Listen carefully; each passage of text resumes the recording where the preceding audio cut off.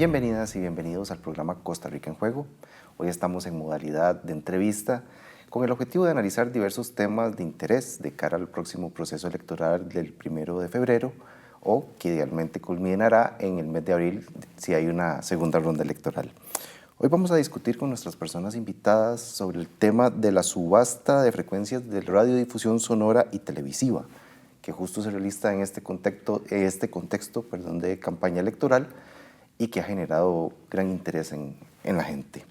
Para eso vamos a conversar hoy con Amarilis Barrantes Abarca, quien es directora del canal 14 TV Norte y que además es integrante de la Junta Directiva de la Cámara Nacional de Radio y Televisión. Y nos acompaña también don Teodoro Willink, quien es ex viceministro de Telecomunicaciones y académico de nuestra universidad. Bienvenidos y muchas gracias por acompañarnos. Gracias a usted por la invitación. Muchas gracias. Vamos con don Teodoro primero. Las concesiones de radiodifusión permanecieron durante 70 años al amparo de una ley que se dictó en 1954 y que obviamente tenían un contexto muy distinto. Entonces empecemos, don Teodoro, hablando primero de esa ley y qué tan necesaria era la actualización de esa legislación vigente. Muy bien, muchas gracias. Yo creo que es muy importante contextualizar que no solamente era el amparo de la ley, sino también las características que se asignaban a estas concesiones, porque tal vez no todas tienen una definición clara de, por ejemplo, el alcance territorial o de los compromisos que tiene que asumir un operador a la hora de recibir esa concesión. Se dice popularmente que algunas de esas concesiones, los títulos habilitantes estaban escritos en una servilleta, en el sentido de que tal vez tenían a una persona a quien se le hacía la concesión, pero había poca claridad jurídica sobre cómo es que esta persona tenía que administrar el espectro que tenía concesionado. Por esto es muy importante, conforme ha avanzado el tiempo, ir actualizando el alcance de esos títulos habilitantes. Y esto actualmente y recientemente se ha producido entonces como una coyuntura, ¿verdad? Y hay una posibilidad de revisar título por título y entonces se debían extender las concesiones que estaban vigentes con esa falta de certeza o bien realizar una subasta o un concurso para poder asignar todas en bloque y renovar un poco esas concesiones. Entonces, ha sido muy importante esta coyuntura y cuáles son los criterios que elegiría el gobierno para poder enfrentarse ante esta coyuntura de renovar los títulos habilitantes o definirlos mejor. Doña Amarilis, ¿cuál es la posición de los medios de radiodifusión comunitarios y los medios regionales con respecto a esta necesidad de actualizar la legislación? Bueno, realmente que estamos completamente conscientes de que es importante, como bien ustedes lo señalan, es una ley de hace bastantes años, ¿verdad? Y que creo que hemos dicho desde un inicio, no solo los regionales, sino que a nivel general, que todos los medios estamos dispuestos a pagar lo que corresponde, a que se actualice el canon. Y también el tema de la subasta, pues en primera instancia tenemos un título habilitante que nos permite una prórroga, pero en caso de que, luego proceda un tema de subasta, también no es algo en lo que podríamos estar en contra, pero sí que sea bajo un tema de razonabilidad, ¿verdad? Donde lo que ahí se proponga pues sea accesible para los diferentes medios de comunicación. Como medios regionales, pues evidentemente somos medios que tenemos una estructura más pequeña y que también obedecemos a otros fines. Podríamos decir que la formación, la cultura es una base importante dentro de nuestra programación, y no así pues tanto de índole comercial. Así que es importante que a la hora de hacer un proceso de estos no se tome en consideración solamente aspectos económicos o técnicos, sino también sociales, que creo que son en los que en este momento, ¿verdad?, tal vez nos tiene tan ocupados, en el sentido de que también las reglas del mercado han cambiado, la forma en cómo las personas consumen contenidos han cambiado y de pronto el valor del espectro ya no tiene el mismo valor que antes. Todos sabemos que a nivel digital pues todo esto ha tomado un auge diferente y que eso también se debió de pronto tomar en consideración y que no fue y nos tiene en este momento en esta situación tan penosa de que muchos medios pequeños estamos quedando fuera porque realmente sí es un monto representativo para nosotros. Tal vez, Amarilis, si usted nos ayuda a diferenciar el canon del tema de la subasta. Sí, hay dos cosas muy diferentes, ¿verdad? Que creo que es lo que está en discusión. Una es lo que se paga por impuesto de radiodifusión, ¿verdad? Que es a lo que de pronto le llaman el canon, pero realmente es un impuesto anual de radiodifusión lo que nosotros pagamos, que en este momento es real, son 120.000 colones por año, pero que es un tema importante y que, bueno, Teodoro tiene más experiencia en este tema, ¿verdad? Como su cargo anterior, pero puedo decir que es un tema que no es culpa de los concesionarios, sino que es algo que se tiene que aprobar por vía legislativa. ¿Qué pasa? Estos 120.000 se fijaron hace muchos años atrás y a lo largo de muchos años, muchos gobiernos pues no lo han actualizado y nosotros seguimos pagando lo que nos indican que tiene que ser. Yo como concesionario no puedo ir y decir, cóbreme hoy 1 millón y no 120.000, ¿verdad? No es algo que a nosotros nos compete, simplemente seguimos la ley. Y la subasta es otro tema completamente aparte. La subasta es el derecho que a mí me dan para participar, para poder administrar o operar esa concesión. Si yo no tengo esa concesión, pues obviamente no puedo operar el canal, ¿verdad? Entonces, repito, que nos quede claro, una cosa es un impuesto anual y el otro es el derecho para poder trabajar con la frecuencia que me asignen. ¿Qué es, don Teodoro, entonces, partiendo de lo que nos dice doña Marilis, lo que salió mal en esta subasta y que ha hecho que tantos medios de comunicación digan que no pueden participar simplemente? Bien, veamos que esta coyuntura de la que estábamos hablando, de la revisión de los títulos habilitantes, propone una oportunidad. Y es una oportunidad que aparece para el gobierno de poder determinar cuáles son los criterios con los cuales va a asignar espectro a diferentes operadores. Y estos criterios pueden ser muchos. Un criterio puede ser la recaudación de fondos para atender temas solidarios. Por ejemplo, si hago una subasta para tratar de maximizar la recaudación y se lleva a un fondo solidario, esto puede funcionar, pero tiene un objetivo muy específico, que es solamente una cuestión económica. Sin embargo, hay otros criterios que son muy valiosos y que pueden responder a las dinámicas históricas, como por ejemplo el auge de las tecnologías digitales. Tal vez en este momento resaltar el valor cultural, el valor regional y otro valor que no es solamente el comercial a la hora de asignar estos títulos habilitantes a través de un concurso, pues es una oportunidad para resaltar las participaciones de las pequeñas comunidades, de temas que no necesariamente son rentables económicamente. Y esta es la oportunidad que se está perdiendo, ¿verdad? Al proponer que el concurso se resuelva como una subasta, pensando en maximizar la recaudación, se pierde la oportunidad de abrir nuevas voces, de abrir nuevos espacios para compartir con las diferentes comunidades, con diferentes personas, de fortalecer la identidad regional y de la comunicación específica para las condiciones de cada una de las regiones en Costa Rica. Esta oportunidad se está perdiendo y no solamente se está perdiendo por un tema de la recaudación, sino por un tema de los montos que se están estableciendo. Entonces, no solamente estamos perdiendo la oportunidad de abrir las voces que usan el espectro, sino además estamos teniendo el efecto completamente contrario, ¿verdad? De que si antes teníamos unas parrillas relativamente amplias de diferentes concesionarios, ahora están resultando en que las parrillas van a ser todavía más pequeñas. Y esto al final está, por una idea de maximizar una recaudación, está limitando las voces que pueden existir en el país para hablar de los temas nacionales y regionales. Doña Marilis, ¿cuál es la realidad de los medios, en este caso un medio como el que usted representa? Porque según la diputada Pilar Cisneros, todos los radios y todas las televisoras de este país generan dinero a cantidades. Sí, bueno, nosotros en el caso de TVN Canal 14 es el que nos corresponde pagar un poquito más, $325,000. De hecho, me llamaba la atención, ¿verdad? De que decían, bueno, por día corresponde a tanto, ¿verdad? El tema es que esos $325,000 no hay que pagarlos en un lapso de 25 años. Hay que pagar en los próximos 15 días de que, ¿verdad? Se aprueba el tema de la participación en la subasta, había que pagar un 35%, en el próximo año el otro 15%, 2 años después otro 15% y al tercer año el otro 35%. O sea, sí había que tener una buena cantidad de dinero ahí guardado en la gaveta para poder hacerlo. La situación es que no lo tenemos, ¿verdad? En el caso concreto del medio que represento, le puedo decir que nosotros no trabajamos por lucro, trabajamos apenas para salir, como dirían popularmente, con las completas, ¿verdad? Y una cosa muy importante que en el medio de nosotros pasa, y en todos los regionales podría decirlo, pasa que nuestra forma de trabajo es completamente diferente.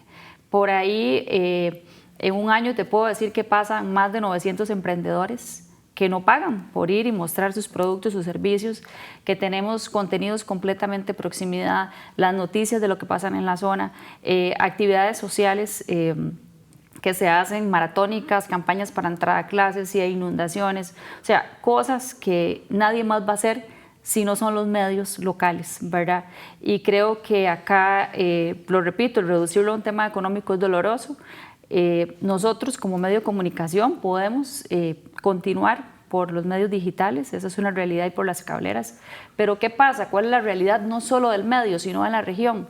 Que tenemos muchas personas, y es un porcentaje muy grande, que viven en situación de pobreza. Y esas personas no van a tener la capacidad económica para pagar un plan de internet para ver el streaming, ni tampoco van a poder pagar una mensualidad de una televisión paga para informarse. Estamos dejando a ciegas y sordos un montón de población que es la más vulnerable, lamentablemente. Entonces, son como las dos realidades. La del medio, que de pronto es más social y no tiene tanta plata para una cosa de estas, y la gente que va a quedar afectada, que es la que más preocupa. Perfecto, doña Amarilis. Estamos en el programa Costa Rica en Juego. Vamos a hacer una pequeña pausa y enseguida continuamos.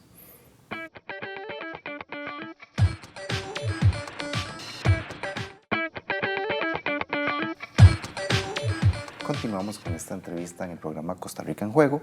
Nos acompañan Amarilis Barrantes, directora del canal 14, el TV Norte, y don Teodoro Willing, quien es ex viceministro de Telecomunicaciones y docente de la Universidad de Costa Rica. Don Teodoro, a ver, partamos de la realidad evidente y manifiesta que ha expresado el presidente y el gobierno, de que este tema de las subastas se genera por una idea de castigar o de buscar perjudicar de alguna manera a medios de comunicación muy grandes, con gran influencia en el país, pero que al final son los que tienen la mayor capacidad y la mayor posibilidad de participar en una subasta tal y como se planteó. Entonces, ¿cómo había que plantear una subasta de este tipo de manera que no quedaran excluidos tantos medios de comunicación y que al mismo tiempo haya un cobro justo por el uso de las frecuencias? Bien, consideremos que aquí hay dos actores en juego que son muy importantes. Uno es el MISIT y el otro es la superintendencia, la SUTEL.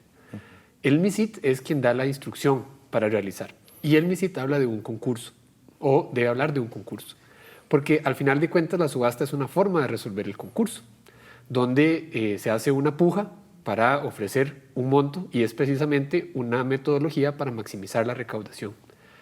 Pero el concurso puede hacerse según otros criterios que permitan darle más valor social o más valor público al espectro. Porque el espectro es un bien limitado, es un bien demanial, ¿verdad? Y que tiene que usarse de la manera más eficiente. Entonces, ¿pero qué comprendemos por eficiente? Porque eficiente puede ser que haya más programación nacional o más programación regional, o más eficiente puede ser que las personas que lo ven le saquen el mayor provecho. Entonces, en términos de plantear el concurso y no necesariamente la subasta, ¿verdad? Se podría establecer, por ejemplo, una cuota de programación nacional o una cuota de programación con temas regionales o con temas culturales, con temas educativos. Y por supuesto, estos no tienen que ver con una cuestión de lucro y con una cuestión financiera. Hay otros países, hay varios países en Europa y en Latinoamérica que no han puesto una barrera de entrada económica en sus concursos por espectro, y en particular para temas de radiodifusión. Y la razón de esto es porque encuentran el valor no necesariamente en la capacidad de recaudación que pueda tener el gobierno a la hora de hacer su concurso, sino en lo que el gobierno pueda lograr a la hora de darle valor público a las comunidades. Por ejemplo, en asegurar que haya un alcance, o en asegurar que se facilite para estas personas que nos decía más temprano Amarilis, que tal vez no pueden costear un plan de internet, o que tal vez no tienen acceso a Internet porque no les llega la señal o no hay un proveedor que les ofrezca. Entonces, este concurso se pudo haber realizado con otros criterios de valor público que no fueran solamente la recaudación y en particular a través de una subasta. O sea, era una oportunidad para aplicar una política pública de comunicación. Y una política que amplíe las voces, que abra la discusión, ¿verdad? Que permita a las personas conocer diferentes perspectivas. Y esto es lamentable porque al final si había esa intención de castigar, como lo estábamos llamando, a los medios grandes, al final tampoco se está logrando, ¿verdad? Aunque ese fuera el objetivo, ¿verdad? Se está limitando las voces y se está concentrando el espectro en unos cuantos. Doña Marilis, ¿cómo ven ustedes que la Sala Constitucional haya frenado provisionalmente la subasta y qué perspectiva les da? Bueno, yo creo que es un paso importante, ¿verdad? Donde dicen, bueno, ojo, aquí hay algo que revisar, ¿verdad? Y yo creo que esto se ha convertido en una conversación un poco polémica, donde realmente debería ser una conversación muy sana, porque al final estamos decidiendo algo realmente relevante para el país, ¿verdad? No es un asunto menor el tema de la radiodifusión, ¿verdad? Estamos hablando de 133 concesiones, si no me falla la memoria, frecuencias que en este momento pues hay menos de un 17% que está participando en la subasta. Entonces, ¿qué va a pasar con eso? Es importante que se detenga, que se analice, que se revisen. Hay varios recursos presentados también, ¿verdad? Y pues le tocará a la sala definir qué va a pasar con eso. Nosotros sí realmente consideramos que este proceso tal cual está no es lo más sano para Costa Rica. Y repito, no es un tema de que los medios no quieran pagar, porque también se ha querido manejar por ese lado, ¿verdad? Y creo que eso realmente no es correcto seguirlo repitiendo. Los medios sí están dispuestos a pagar, ¿verdad?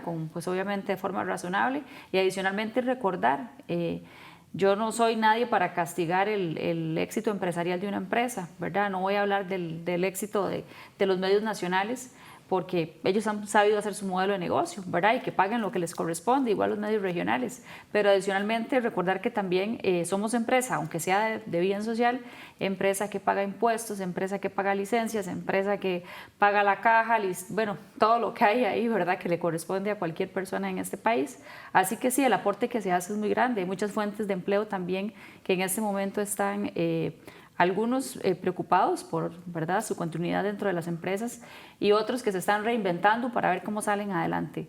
Pero en definitiva, creo que es un momento importante este fallo de la Sala Constitucional el día de hoy, porque de cierta forma está diciendo, esto hay que revisarlo. Algo pasa ahí, ¿verdad? Creo que, como dicen, el tiempo nos dará la razón. Y bueno, en sentido de lo que usted comenta, la diputada Pilar Cenderos hasta de ladrones trató a los medios de comunicación. Bueno, yo creo que hay algo que no se puede perder nunca. Pase lo que pase, hay algo que se llama respeto, ¿verdad? Y yo no soy quien para criticar a la señora, no la conozco, la respeto como respeto a cualquier ciudadano o a cualquier persona que tenga esa investidura de diputada de la República, pero no lo comparto, por supuesto. Yo creo que todas las personas que están detrás de un medio de comunicación en este país son personas responsables, serias, trabajadoras, y que no solamente es el dueño o el director del medio, es que tenemos alrededor una gran cantidad de trabajadores y de familias que dependen de un medio. Entonces no es un asunto pequeño decir simplemente ahí no quieren pagar y son unos ladrones. Yo creo que estas cosas no deberían pasar en Costa Rica. Somos un país de paz y de gente honesta y trabajadora, y hablando se entiende la gente. Yo creo que este tipo de expresiones no contribuyen a solucionar el problema. Es mero populismo y, repito, respeto, pero no lo puedo compartir jamás. Don Teodoro, si el tema era grabar el lucro por el uso de las frecuencias, ¿era este el mecanismo? ¿No hay otros mecanismos desde el punto de vista tributario para que quien genera más pues pague más? Claro, definitivamente hay otros mecanismos. Recordemos que esto es, este ejercicio de la subasta que acaba de tener la sala, es un ejercicio para asignar espectro, para dar una concesión por un tiempo específico. Entonces, es como una puerta de entrada, ¿verdad? Lo que se está haciendo ahora es cuánto se está buscando recaudar para entrar a poder usar el espectro, para darle ese título o ese derecho a algún concesionario. Sin embargo, eso no necesariamente tiene que estar atado al lucro que tenga. Para eso tenemos el impuesto de la renta, en primer lugar, ¿verdad? Y también conocemos que hay casos, ¿verdad?, de elusión y de evasión fiscal, que si se trata de que la persona o el ente que produce más, que también pague más impuestos, pues tal vez hay mecanismos que no son directamente relacionados con los títulos habilitantes. También la revisión de la ley de 1970, que es la que establece este canon o este impuesto, ¿verdad?, también puede establecerse con diferentes criterios para los fines que puedan tener los diferentes medios o para los ingresos o la escala que puedan tener los medios. Esta es una discusión que tiene que suceder en la Asamblea Legislativa, pero hay espacio y hay mecanismos normativos y, por supuesto, hay experiencias en otros países que nos demuestran que son otras las formas en las que se puede trabajar entre los que producen más, que paguen más impuestos, y los que producen menos o los que no tienen fines de lucro, que puedan entrar a participar por el valor social que tienen. Doña Marilis, ¿qué significaría para su región perder una voz como el Canal 14? Bueno, es particularmente, ¿verdad? No quisiera pensar en ese escenario, pero sí puedo decir que es un medio de comunicación que ha acompañado durante 40 años a los habitantes de la región Huetar Norte, y creo que sería un impacto negativo significativo. ¿Por qué? Porque en estas zonas no hay más voces, somos la única televisora, ¿verdad? De hecho, yo decía, bueno, qué lamentable cuando vi la publicación que hizo Sutel y decía cobertura en televisión, región Huetar Norte 0.93, pero ¿cómo? ¿Verdad? Eso no debería pasar, no debería estar pasando en un país, ¿verdad?, donde festejamos, ¿verdad?, que somos un país democrático, que somos un país que promovemos que los ciudadanos tengan acceso libre a la información, a la educación, ¿verdad? Sería triste, ¿por qué? Porque adicionalmente hay mucha gente que se educa por la televisión, aunque a la gente del Valle Central le pueda parecer ridículo y le pueda dar gracia a lo que yo estoy diciendo, es que en la zona que yo represento es otra realidad.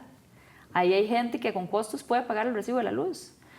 Hay un caso de una señora, y puedo decir en Pocosol, que cada vez que se le jode la antena por aire, nosotros enviamos un técnico a que le ayude, porque eso es lo único que ella puede ver, no tiene más, ¿verdad? Un señor igual en San Miguel de Sarapiquí es una situación particular. Él, de hecho, vivía de estar anunciando sus cosas, ¿verdad?, en un programa gratuito que teníamos en el canal. Entonces uno dice, a veces hay que salirse un poquito de la oficina, ir a ver la realidad de los pueblos y saber que no es tan fácil como decir, si no tiene internet salado, ¿verdad?, y no se puede informar. En la región Huetar Norte el impacto social es grande. O sea, tenemos mucha gente en zonas fronterizas. Los Chiles sabemos que es uno de los cantones con un índice de desarrollo socioeconómico de los más bajos de Costa Rica. Y así le puedo hablar de Guatuso, de Upala, de Sarapiquí, de Río Cuarto, que apenas está iniciando su proceso como cantón y que tiene un bajo índice en conectividad, ¿verdad? Entonces, realmente no es tan fácil como decir, no, la televisión por aire no la ve nadie o la ve muy pocos y salgámonos y sigamos en digital. Para la gente esto no es tan sencillo, ¿verdad? Para las empresas o para el gobierno puede ser que lo vean de forma más simple, pero para la población, insisto, que es lo que al final creo que como ciudadano uno también defiende, es vayan y vean la realidad y se darán cuenta que no estamos llorando por pagar, estamos llorando por la gente que va a perder ese acceso. Bueno, muchísimas gracias, doña Marilis, por acompañarnos. Don Teodoro, muchas gracias también. A ustedes también las gracias por acompañarnos en este programa de Costa Rica en Juego, y definitivamente pues la discusión quedará abierta, ¿verdad?, según lo que suceda con este tema que tanto impacto ha generado en la ciudadanía. Muchas gracias por acompañarnos.